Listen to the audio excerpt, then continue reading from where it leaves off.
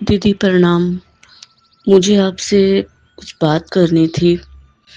तो आपने जो मंत्र दिया था मुझे, मैं उसका जाप करती हूँ रोज़ 1 माला का। और साथ में ही मैं शिवजी महाराज जी की भी 1 माला का जाप करती हूँ। क्योंकि मैं माँ त्रिपुर सुंदरी को अपनी माँ मानती हूँ और शिवजी जी को अपना पिता। तो मैं 1 माला माँ की और 1 माला पिताजी की करती हूँ। पहले तो कुछ नहीं था, नॉर्मल मतलब कि चलता था, तो मुझे घुंघरू की आवाज़ आती थी तो मैं डर जाती थी और मैं बहुत ज़्यादा डर जाती थी। मगर अब 3-4 दिन भी कह सकते हैं, 5-6 दिन भी कह सकते हैं, मुझे घुंघरू की आवाज़ आती है जब मतलब वो कंटिन्यू कभी भी किसी टाइम भी आ जाती है। तो मुझे डर नहीं लगता। मुझे अब इतना जब घुंघरू की आवाज़ आती है, मुझे इतना प्यार आता है कि मेरी माँ मेरे पास आ चुकी है और वो मेरे आस-पास ही है।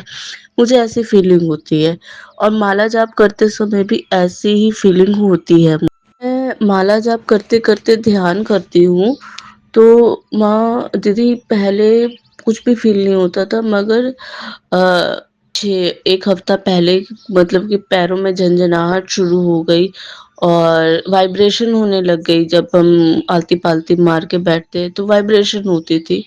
मगर कल बहुत ज़्यादा अजीब-सा होने लग गया। कल वाइब्रेशन तो नहीं हुई मगर कल ऐसा हुआ कि जब मैं माँ का जाप कर रही थी तो एकदम ना ऐसा लगा जैसे कोई चीज़ मेरे ऊपर, जैसे हम ये कह सकते हैं कोई चीज़ ना मेरे ऊपर से ना घेरी जा रही है। मतलब कुछ लाल कलर की चीज़ है जो मेरे ऊपर परत के परत, जैसे परत के ऊपर परत चढ़ती है ना, ऐसे वो चीज़ ना मतलब मेरे ऊपर गिरे जा रही है, गिरे जा रही है, गिरे जा रही है, गिरे जा रही है और मुझे बहुत अच्छा फ़ील भी हो रहा था। तो मतलब मुझे इतना अच्छा क्या कह सकते हैं, ब बस फ़ील हो रहा था। तो उसके बाद क्या हुआ माँ कि दीदी फिर मेरे को ना जैसे कोई चुटकी बजाते हैं ना, चुटकी बजाते हुए ऐसा लगा जैसे मैंने अपना पिछला जन्म देख लिया हो। ऐसे चुटकी बजाते ही ना मुझे लगा कि मैंने अपना पिछला जन्म देखा। उसके बाद दीदी मैंने देखा कि एक कोई उम, कोई बहुत बूढ़ा आदमी है, बहुत ज़्यादा बूढ़ा आदमी है। मतलब इतना बूढ़े आदमी हैं कि उनके मतलब कि हड्डियाँ तक दिख रही है और उनकी ना जटाएँ बनी हुई है। जैसे कुछ लोग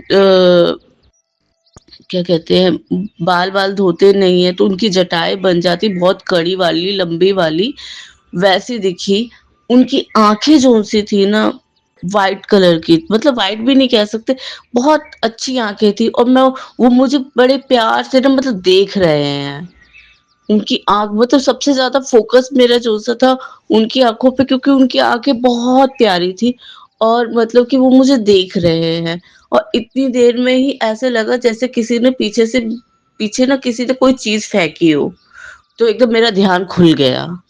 दीदी मैं आपको, आप बोलेंगे या मैसेज करेंगे या जैसा भी होगा, मैं आपको तभी आपको मैं फ़ोन करूँगी, क्योंकि मैं भी ऑफ़िस में होंगी तो मेरे को 1 बजे का मेरा लंच होगा तो मैं आपको 1 या 2 बजे तक कॉल करूँगी, आप बोलेंगे तब, नहीं तो फिर मैं फ़ोन नहीं करूँगी। प्लीज़ आप जैसा भी हो मुझे बता दीजिएगा। एक चीज़ बताना भूल गई थी। पहले मतलब मैं बीमार रहती थी, मेरे हाथों-पैरों में बहुत दर्द रहता था और मतलब अगर मुझे कल के लिए काम करना है या कल मुझे उठ के ऑफ़िस जाना है, तो मुझे दवाई खानी होती थी रात को। अगर मैं दवाई नहीं खाती थी, तो मैं चल भी नहीं पाती थी। मगर अब जब से मैंने जॉब शुरू किया है, मैंने दवाई खानी छोड़ दी है और मैं बिल्कुल ठीक-ठाक चल रही हूँ। मुझे किसी तरह की कोई दिक्कत ही नहीं लगती। अब मैंने उन माँ को बोल दिया कि अब जो भी है आपका है, हमें नहीं खानी दवाई, और सच में तब से मतलब मेरी दवाई छूट गई, मतलब मेरी दवाई छूट गई और मैं ठीक-ठाक रहती हूँ।